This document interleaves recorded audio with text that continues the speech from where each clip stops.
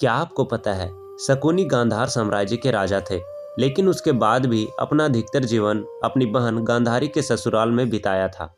आखिर ऐसा क्यों था? चलिए जानते हैं।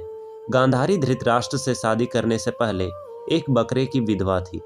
किसी प्रकोप से मुक्ति के लिए ज्योतिषियों ने गांधारी का विवाह एक बकरे से करवाया था और फिर उस बकरे की बलि दे दी गई और उसके बाद धृतराष्ट्र से विवाह हुआ।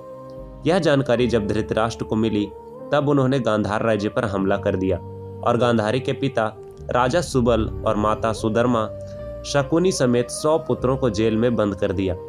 जेल में सभी के साथ बुरा बर्ताव किया। धीरे धीरे भूख से राजा सुबल के कई पुत्रों की मौत हो गई। राजा सुबल ने कुरुवंश से बदला लेने के लिए अपने पुत्रों में से सबसे बुद्धिमान और चतुर शकुनी को बचाने का फैसला किया और उसको प्रतिशोध के लिए तैयार किया। सभी लोग अपना अपना भोजन शकुनी को देने लगे और शकुनी ने अपनी आंखों के सामने अपने परिवार का अंत होते देखा।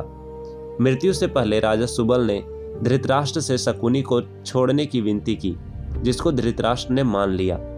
राजमहल की चकाचौंध में शकुनी अपना प्रतिशोध भूल न जाए, इसलिए सभी ने मिलकर उसका एक पैर तोड़ दिया, जिससे वह अपने परिवार के अपमान की बात याद रखे। तब से शकुनी लंगड़ा कर चलने लगा। शकुनी के पासे उनके पिता राजा सुबल की हड्डी से बने थे। शकुनी को चौसर खेलने में महारत हासिल था।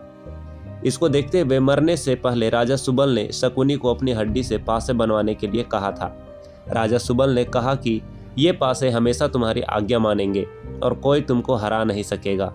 साथ ही इन पासों से धृतराष्ट्र के वंश का अंत हो जाएगा।